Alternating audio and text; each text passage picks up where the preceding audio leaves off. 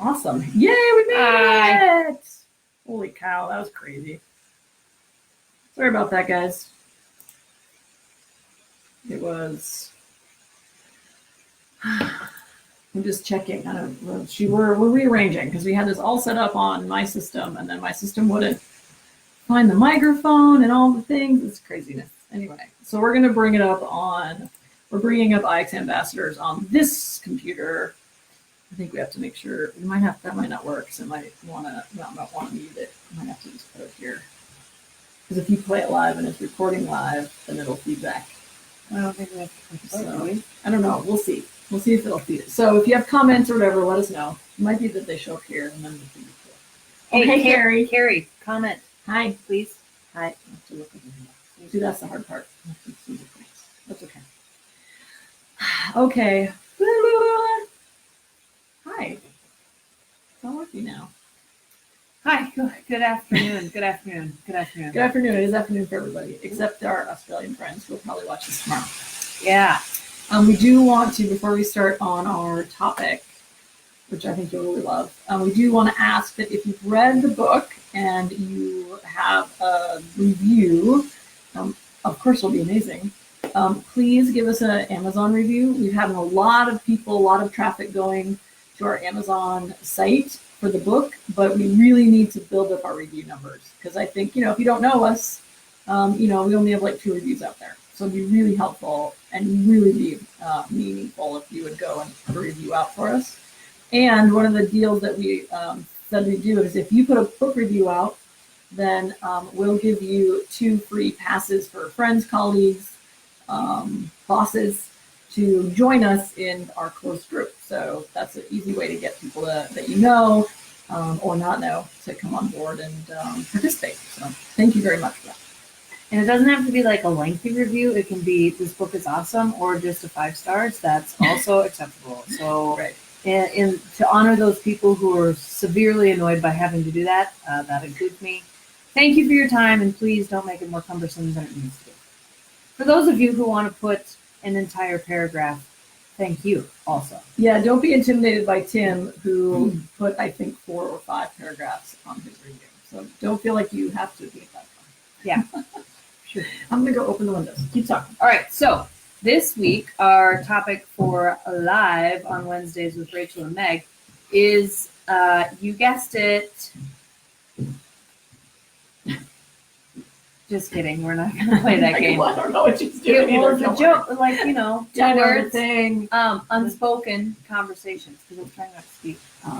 That might go on for a long time. I think I'm funny. Okay, unspoken conversations. We all have them. We all know about them. We all love them. Just kidding. They're pretty miserable, except for the ones that aren't. We'll talk more about that later.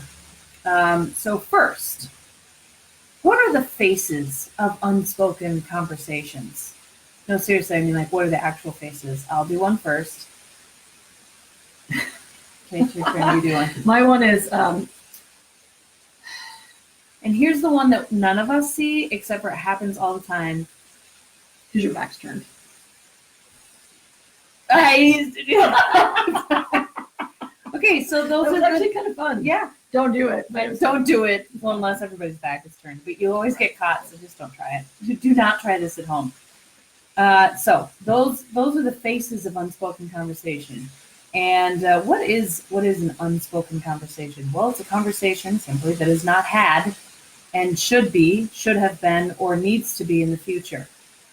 It could be a conversation about something troublesome or a concern, and it actually could be something about a good thing, just compliments that aren't happening within the organization. So this... What's Mark? Yeah, right. Okay. You know Mark. Mark knows Mark. The double guns. Yeah. The other thing is that it's all often called like the elephant in the room or whatever people call it, that, you don't want to talk about the one thing. You talk about everything else, but the unspoken conversation is the thing in the meeting that you're like, I know we're not going to get to this. We never talk about this thing that has to be talked about. So that's a lot of it. We hear that the elephant in the room analogy a lot, but we feel like the unspoken conversations is a little broader.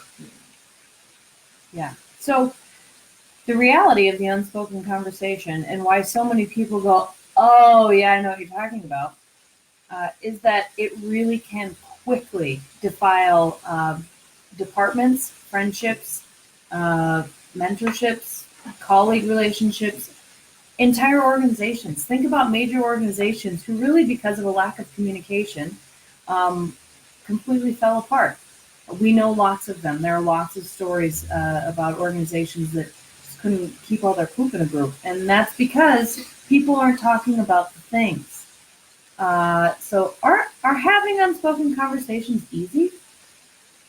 No, because most of the time they're unspoken because they're awkward and weird.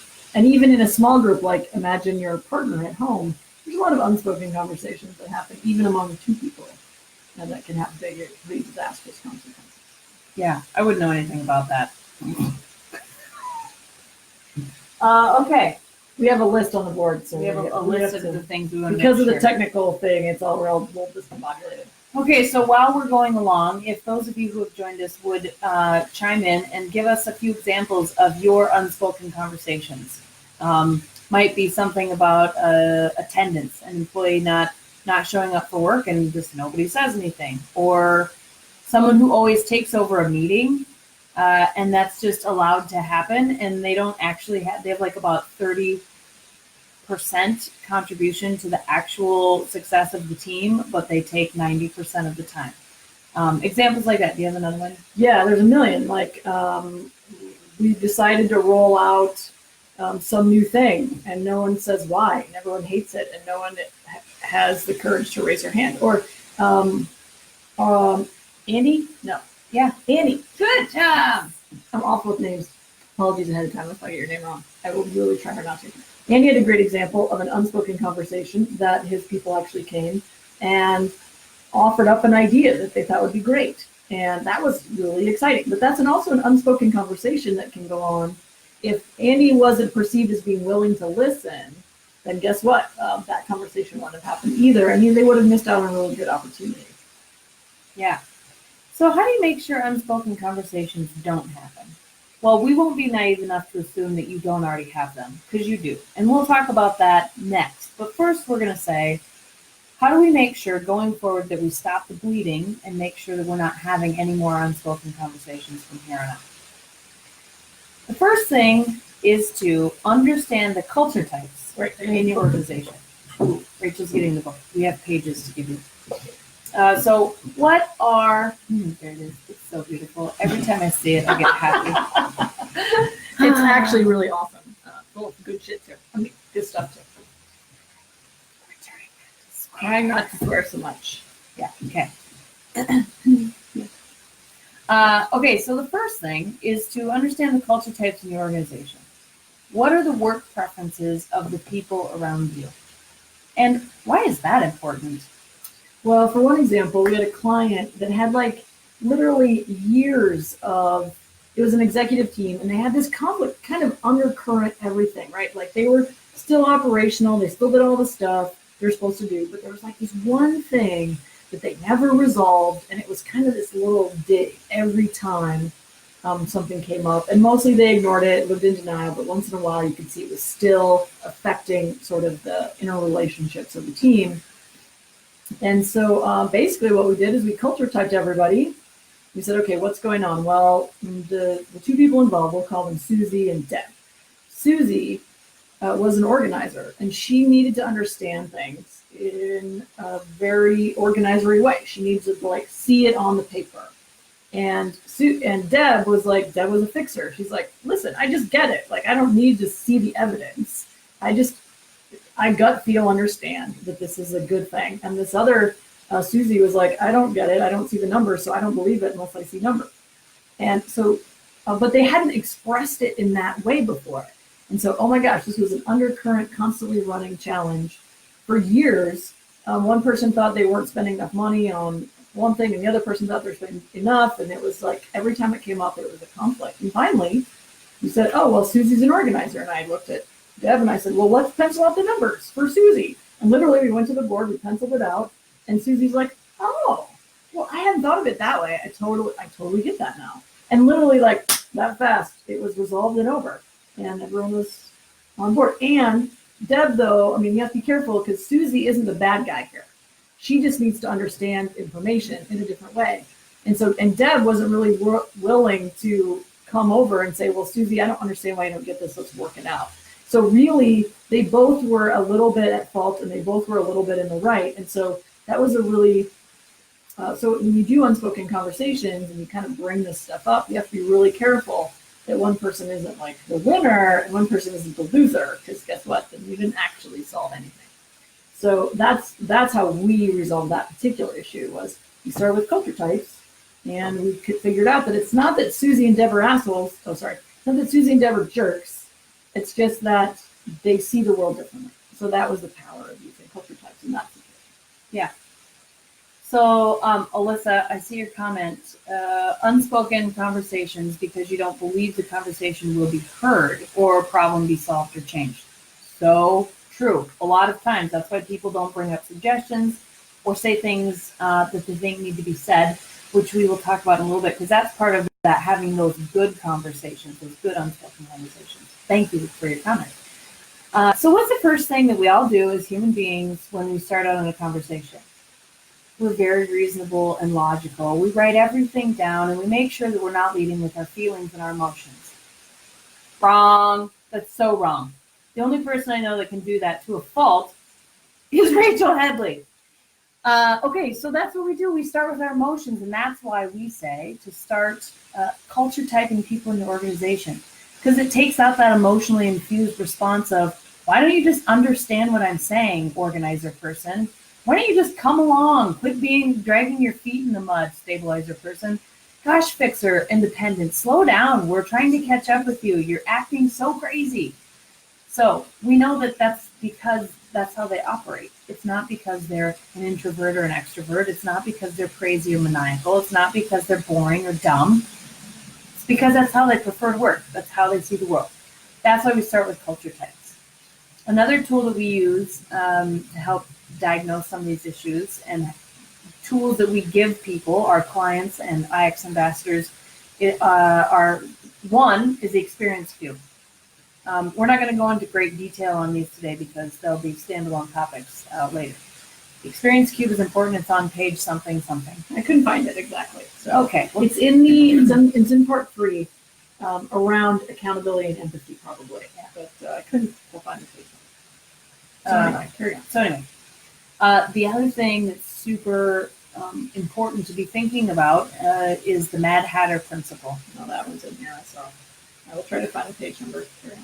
Mad Hatter principle is that we don't ever assume that anyone's nefarious on purpose. Like, how many people, actually, from the person who leaves your mailbox open and your bills fly out, you don't get your bills paid on time, to the person who accidentally lets their 6-year-old run their cart into your car at Walmart, to the person at work who doesn't show up and totally screws up a meeting because they were supposed to deliver 20 minutes of some presentation to a new big client. Those people are not doing that on purpose. And that's what the Mad Hatter principle is all about. It's all about that. Oh, okay. Well, I should say, for those of you who don't know, Mad Hatters, so those are the Hatters in the 19th century, they used mercury-based solution, acidic solution, to cure the hat. And melting of the hats. Yes. And it made them crazy. And so they would go home and their family and friends were like, what is wrong with you, John? You are nuts. Well, they weren't being nuts or mean or rude or nefarious on purpose. It was because of something else. So Mad Hatter principle follows that you're doing it because of something else. Okay, page 184, Mad Hatter principle. And so give people a little grace and be a little graceful yourself and think about, man, everybody has a bad day or everybody doesn't agree with one thing or another, and why is that? Find that reason. Have the conversation with the person about the thing. Mm-hmm. And sometimes I know that, like, we were working with some people that are in an organization that they feel like they can't fix it, right? So what do you do? I know there's some of you out there saying, well, I'm standing here and I have challenges up my chain and I can't make them have conversations. I can't make them do the things. I can't. And so one of the interesting things that we see is if that's your role and you're feeling like you have these conflicts all the time that you can't resolve, one of the great ways that we had one of the people that we work with, I'm not sure, I don't know if I can say her name. We haven't asked her, so I'm not going to say her name. But what she did is instead of saying, well, I can't fix this problem, and she took herself out of the situation, and she actually started applying herself toward like a women's leadership group or a women's reading group, for instance. And so she didn't feel like she couldn't resolve this particular conversation, this unspoken conversation.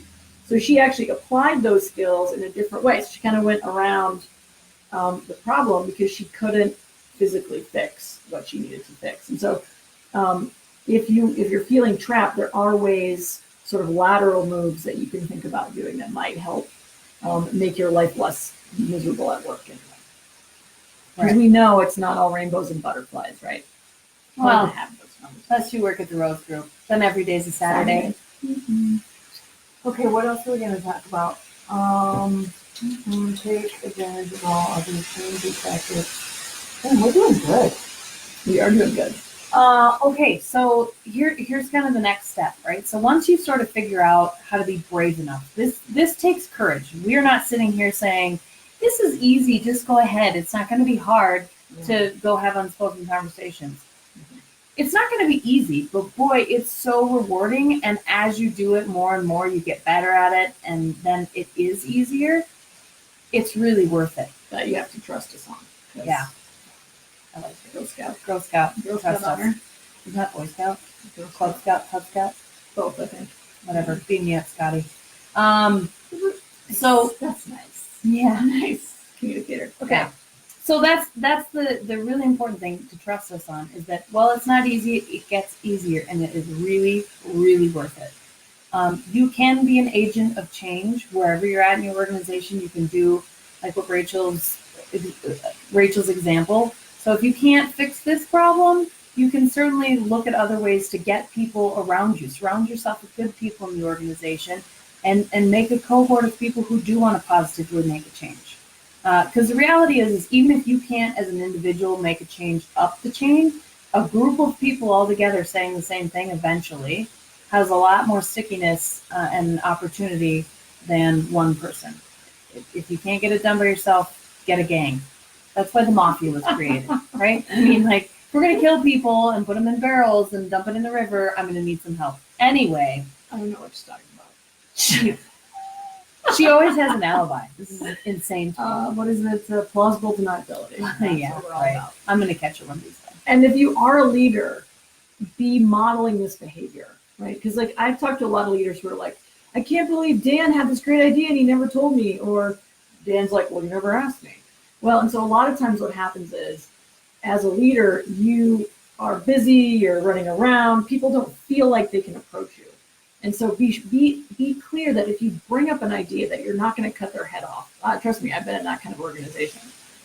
Be the kind of leader that asks the questions, that takes a little time to ask a question. Okay, maybe it's not what you wanted to hear, or maybe it's not really anything you can do or execute, but maybe what you can do is say, hey, great idea, Dan. Let's talk about that. Why? This is from my perspective, why that'd be a challenge. What do you guys think?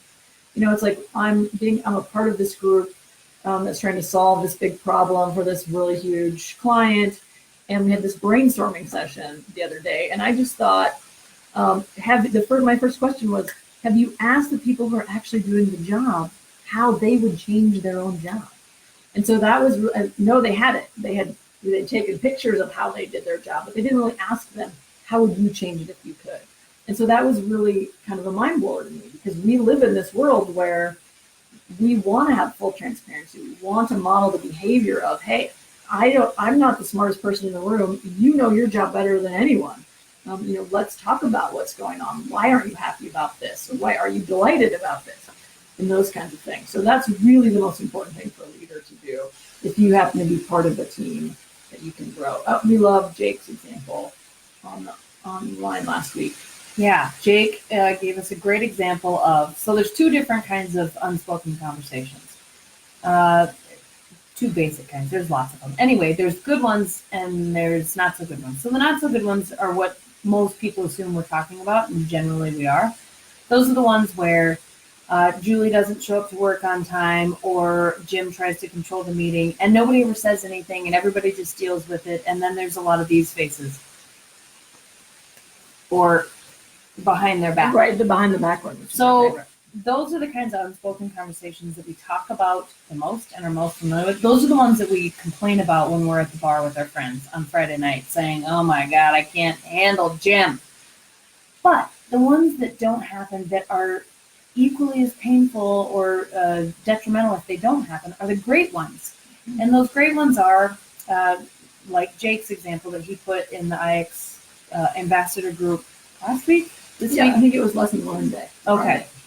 And so he had someone who, he, using his words, was on a desk, and they came down to the floor.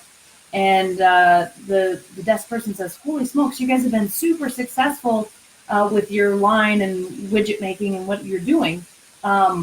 Is this something that we can duplicate onto our other lines?" And Jake says, "I'm so glad you asked. Yes, of course it is. And let's go talk to," I don't remember the name, Oscar. We'll say that's the name we used earlier. Mm-hmm. "Let's go talk to Oscar because he's got some really awesome ideas." So this person from the desk took time to get to the floor and say, "Hey, some amazing stuff is going on." And then the most important part, because there are a lot of leaders that are becoming more adept at interfacing with employees. But the next thing that was so important is that employee, Jake, as a leader for himself and employing the Mad Hatter principle, didn't just say, "Oh, well, now you're interested." So we get that a lot, right? As leaders, we go in and we say, "Hey, this good thing or that good thing. Oh, I'm glad you were paying attention. We've only been doing it for 10 years. We've got to shake off that attitude at the employee level, and so that everyone in the organization is employing Mad Hatter principle and being a leader and saying, "Hey, awesome, love to take you around. It'll take us about a half an hour to show you all the cool things that we're doing." It doesn't really matter when it happens, when the good thing happens. What matters is that it did happen and that you can continue to make use of that good opportunity. So never be afraid to speak up. Again, we say, it's not easy, but it gets easier if you start trying it. It does. And the great thing about practicing dealing with unspoken conversations is that what then happens is you start recognizing when that's going to happen, especially if you culture type everybody and you know that this thing might trigger Meg because she doesn't understand it, or might trigger Meg to have some questions, and or it might maybe I'm a fixer, so knowing that we're gonna have to sit in training for a week might make me nuts, and so that's gonna frustrate me, and I don't get what I'm getting out of it and all that stuff. So once you start kind of thinking about, okay, what are the unspoken conversations going to happen because of this decision or this, you can kind of cut them off at the pass, and then you get away from this, like, all of a sudden it's Rachel, the ego, the emotions, like, and I don't know about the men in the room, but women, you know what I'm talking about. Like, you get so upset that you like start crying, and that's like the last thing you want to do when you go into a meeting with a male colleague, is that you're so upset that you start tearing up and you're like, "Oh, I hate that." Yeah, I've been there and done that. And that's because I didn't have that unspoken conversation for months and months and months, maybe even pushing a year. Something was going on and I couldn't figure out what was wrong, and I was too nervous to go talk to them. And then it became all about the emotion. And then nothing got resolved anyway, because the guy I was talking to was like, you're in my office and you're crying. Tears. God, and so I couldn't even really articulate what the thing was, and it was just really nuts. So that's actually one of the great things about using Meg's tool that she loves, which is the experience cube, to take your emotions out of it. And that's really, really useful. In fact, we might have time to talk about that if you wanted to explain that a little more. Yeah. What do you think? Yes, I'd be happy to. This will be incredibly useful to those of you who feel like your emotions kind of get in the way in front of your logic brain, and your logic and emotion brain sort of compete. Sure. So the first important thing to say about the experience cube is, doesn't matter if you're male or female, doesn't matter if you're a seasoned veteran of business or been in business for 6 months. In business, meaning in a business or a professional, not that you own your own business. The reptilian brain, so our first brain, we have 3. The first brain, the reptilian brain, always reacts first. Always, always, always. You cannot stop that.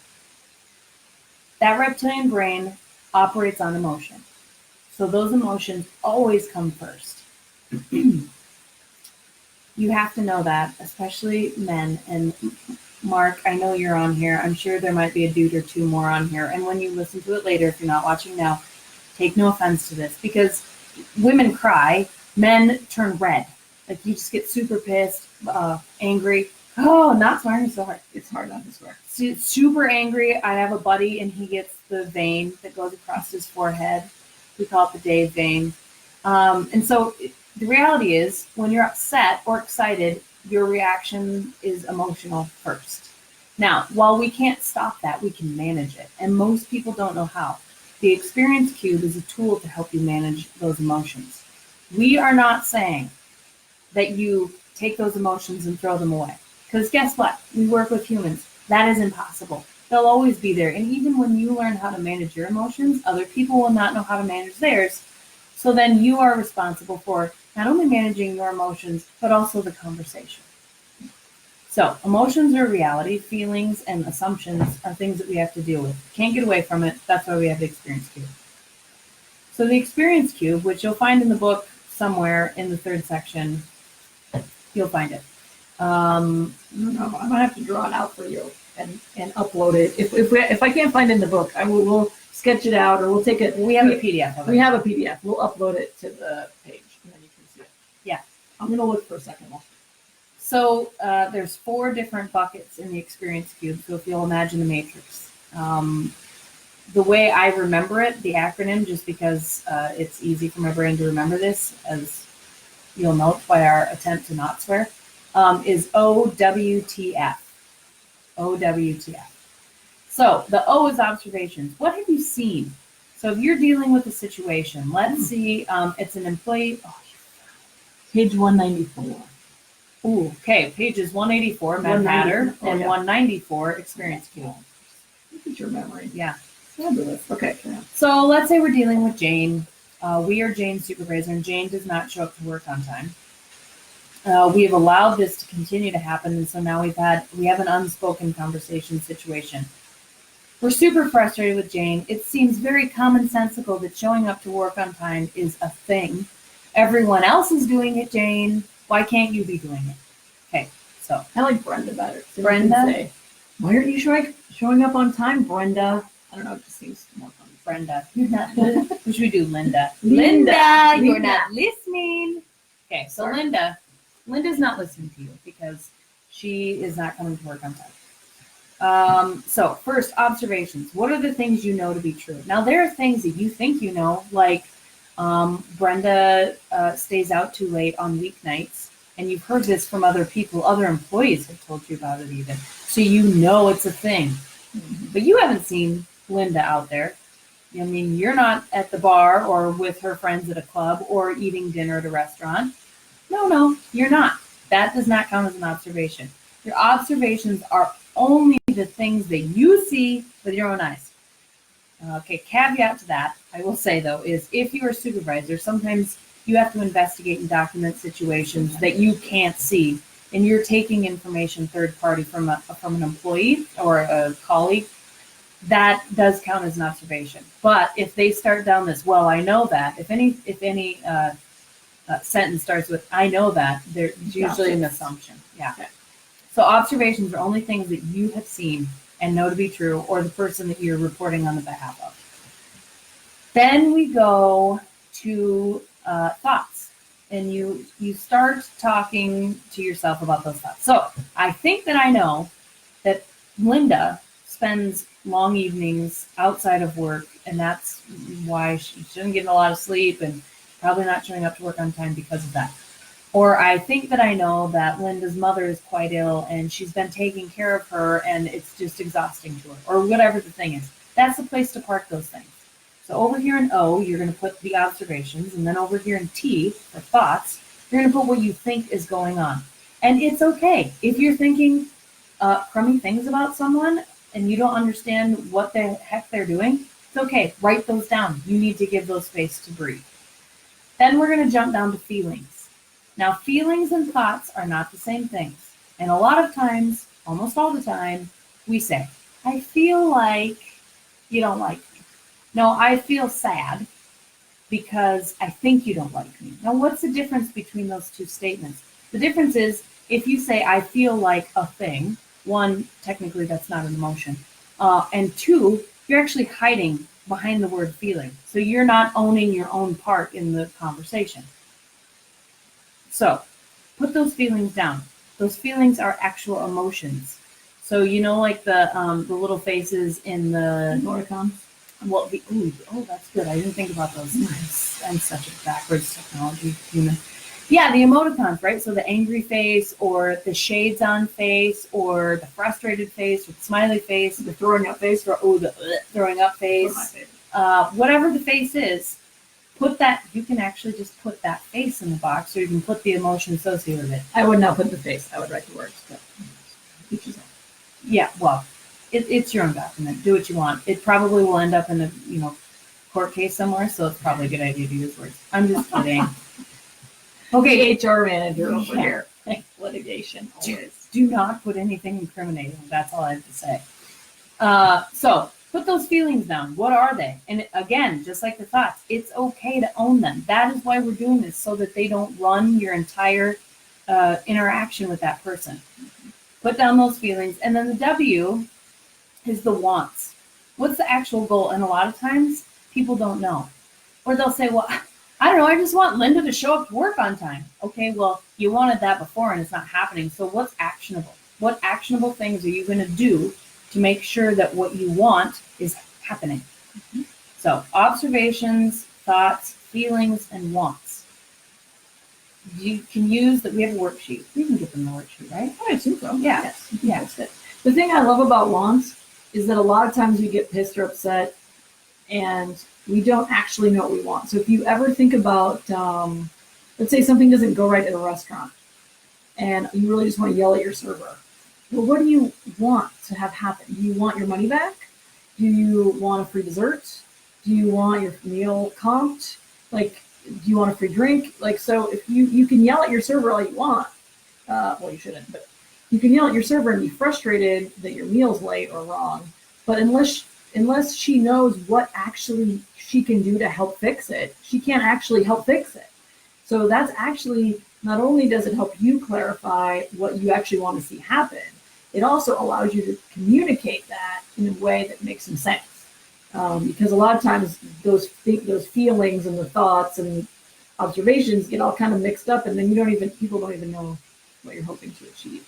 So to me, that's the real power to me about. And the other thing, I guess, for me too, is the feelings piece. I'm a little more logic minded than some people, and so I tend to jump right to, okay, what's the next step?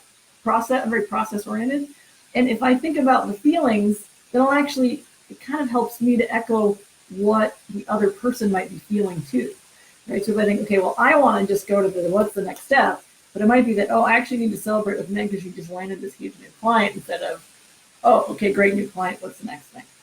So that also helps me, actually, the feelings part helps me sort of focus on what the other person might also be feeling too. So you can help flex your empathy muscles a little bit in this case too, because a lot of us, at least I have struggled with that sometimes.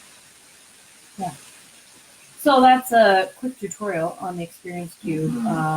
It can be used in any conversation, any situation. It could be at the beginning, or it could be in the middle. If you're in the middle of something and you're thinking, I don't really know what I want, but man, I'm so frustrated, I don't even know what to do about it.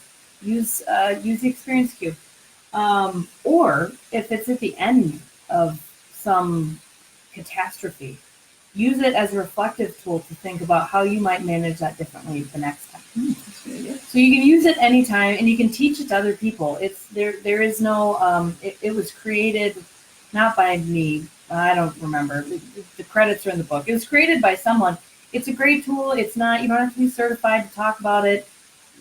Just use it. Share it with other people. It's incredibly helpful to teams. We've trained it a ton in supervisor trainings, and people are like, oh, if I'd have known how to have this conversation like that before, it would have been a lot easier. So it's a great tool to use. Helps you manage through those unspoken conversations. And frankly, because it gives a place for feelings and thoughts, it makes an unspoken conversation a spoken conversation. Because you don't have to really hide behind, you can't really, I should say, hide behind those feelings anymore. So, and it also, again, makes it clear in your own mind. Like before you go into that big meeting where you're like, okay, you're staying up all night the night before, and you're like, okay, I got to go talk to this person. I really don't look forward to this meeting. And oh my God, what am I going to say? And I'm just so overwhelmed. It really helps clarify, what do you want out of the thing? Out of the conversation, my example was, I just went in and I said, I just don't want to be like, it was this really uncomfortable eggshell. I felt like I couldn't do anything right kind of situation. And people don't want to live like that. They really don't. You don't. Everyone you know doesn't. And so the crazy thing is that people really are much more receptive to these kind of conversations than you might think, because everyone's like, oh well, this problem's been around for years. I don't know what you think you're going to do to fix it, kind of attitude. And we can go in and literally in a day, we can totally change the vibe of the team. We can change the relationship between people. And yeah, it's still a little sensitive, and especially if you haven't been getting along for a long time, you're like, oh, whoa, we don't have to hate each other. And so it does kind of seem a little unstable at first, but you can just keep reiterating and having those conversations. And in one retreat that I'll use as an example, I left. It was a 2-day corporate retreat and some bed and breakfast. And as the moderator, facilitator, I left overnight, and then I was going to come back the next morning, and we are going to talk about some strategic work. And I honestly didn't know if there'd be like a death or what that night. Like I just didn't know, because we had just unraveled this really long, suffering, unspoken conversation, and I just didn't know how it would turn out in the end. And the next day I showed up and everyone was getting along and high-fiving and joking, and like there was none of this camaraderie feeling the day before. And come to find out, they had all stayed up till like 2 a.m. drinking beer, talking, sort of reconnecting, because they hadn't really given themselves the opportunity to bring their walls down and actually connect as people for a long time, because they kept self-protecting against this constant unspoken conversation that they had. So and you all know when that's going to happen, right? And if you don't recognize when that's starting to happen, use a little emotional intelligence, start doing a little self-reflection, because it might be that you're creating these and you don't even know it. But if you really tune in, you can really start recognizing when those are starting to happen. Like my life partner and I, we had something go down the other day.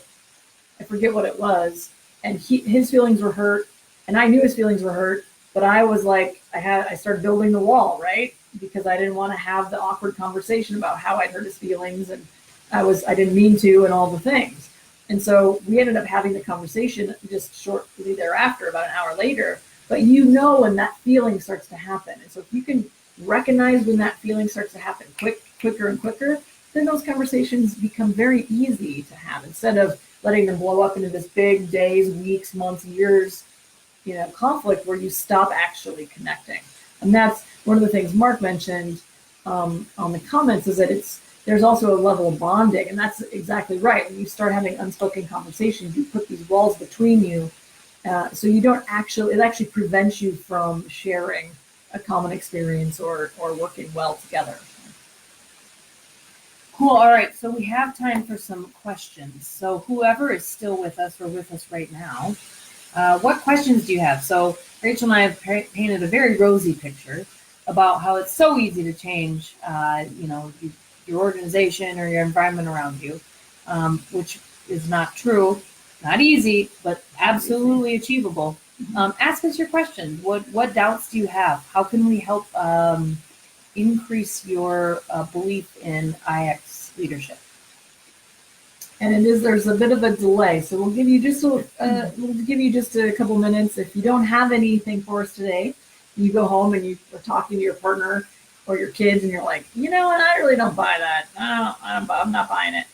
Post questions tomorrow. And if you don't want to post in the group, because we know that not everybody's comfortable expressing and questioning in this sort of public forum, direct message any one of us, Meg or I or Michelle, and the IX ambassador, button. That's Michelle. Direct message us. We'll add it to the question. You can stay anonymous if you like. But we want to make sure that you feel like you have some insight and some tools, and we want to help you become a better leader, partner, team member, whatever role you're playing in all of the areas of life that you play, whether it's at church, at work, or at home. We want to really support you and make your life better. Okay, no questions. Well, guess what? We made our own. Oh, we did. You weren't answered a lot of them. brave enough to ask. Let's see. Okay, well, here's a good one. What about the people that you just cannot get on board with you? There are people. So we have the Mad Hatter principle that says no one is being nefarious on purpose. People aren't jerks. Yeah. And generally that's true, but there are some people who are really so inundated with something in their own life. It could be misery in their career. It could be misery in their personal life. You just can't get through to them. They just, they're Eeyores. That's what we used to call them where I worked. Just, oh, yeah, he's a real Eeyore. Like there is no getting through. How do you deal with those people? What's the trick? Do you have any? I have the way that I used to deal with those people. I actually got on quite well with those people, and everybody always thought I was a crazy person. Well, you better tell us your story then. Okay. She is a crazy person. Okay, so here's the thing. First, don't assume that they're jerks. And duh, I've said it like 100 times, and so has Rachel, just in this 45 minutes. But really, truly, do not act like that person is outside of the circle. Don't give it a second thought.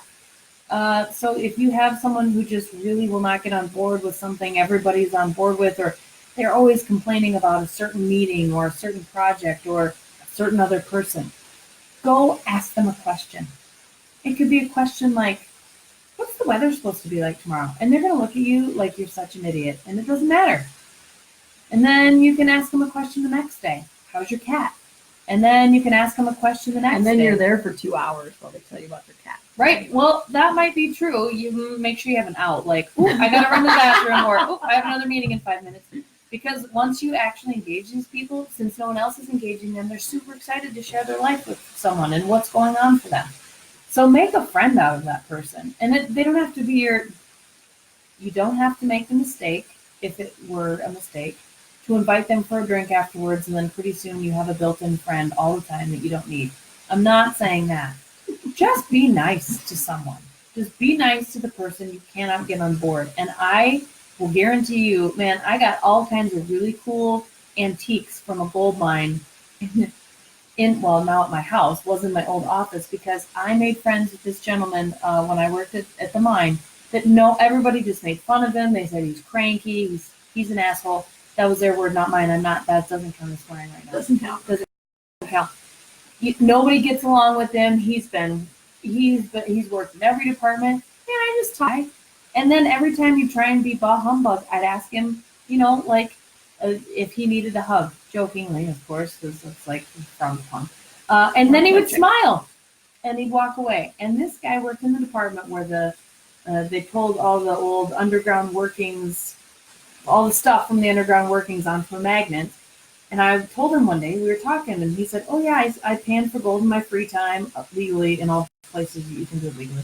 And blah, blah thing, and I love antiques. And I said, oh, me too. I just get so cool, the stuff we pull out of the ground. Next day, I had an old saw blade from 18 God knows when in my office, because this guy now is my buddy. So be nice to those people, because you get gifts. No, you just never, the gift might be they actually engage with you and move a project forward. So be nice to those people. That's my advice. Yeah, and I think there are people that are just really hard to work with. And we deal with that all the time, whether they're authority figures that have power over your life, or they're colleagues that you just can't stand to work with, or whatever. How you deal with those people, those are hard unspoken conversations to have. Sometimes what you discover is that they're having trouble at home. Maybe their parents are sick and they're taking care of them, and so they're just totally checked out, and they're just kind of grumpy crabs all the time. But other times people just seem to be out for themselves and they're just all about themselves. And that's something that those conversations, sometimes you can't change who people are, how they behave, but you can control how you react to them. So that's really the only thing you can do in those situations. If you really do everything you can to work with them, the only thing you can control is the other person. I'm going to talk about my mom, or sorry, the only thing you can control is yourself's reaction to that other person. I want to tell a little story about my mom, who she was the director of institutional research at South Dakota State University when she retired. And there was a woman who was always mean to her. And I don't know anything about these women. I don't know their names. There was a woman who was always like kind of talking about her behind her back and kind of a mean lady. But my mom was always very pleasant to her. And another woman said to my mom, like, hey, why are you so nice to this mean lady? Like, she's always mean to you. And my mom said, it is none of my business what her problems are. I can just control my own reaction. And I just thought that was like so insightful and empowering to say that, you know what, your crazy business over here doesn't have to affect me and how I'm and how my life is. And so, you know, if you do run into that person that you just cannot get along with for whatever reason, sometimes you just have to worry about how you are, how you're internally working with that person. So, because I know there's some of you out there that are dealing with those situations. So, all right. Well, I think that's it. Yeah. All right. I think we should end every one of these with like a thing. Are we going to do a cheer or something? She's always cheering. We shouldn't cheer. We shouldn't cheer. But you won't do it. So how about we say the thing that we signed in the book? You say yours and I'll say mine. Oh, lead powerfully? You say the other one. But yeah. Oh, and change the world. Okay, that's what. Sorry, we're figuring this out as we go. I didn't know. I was like, okay, you say the first one then, because then yours is first. All right. Lead powerfully. Change the world. Bye, guys. Thanks for dialing in. Talk to you soon.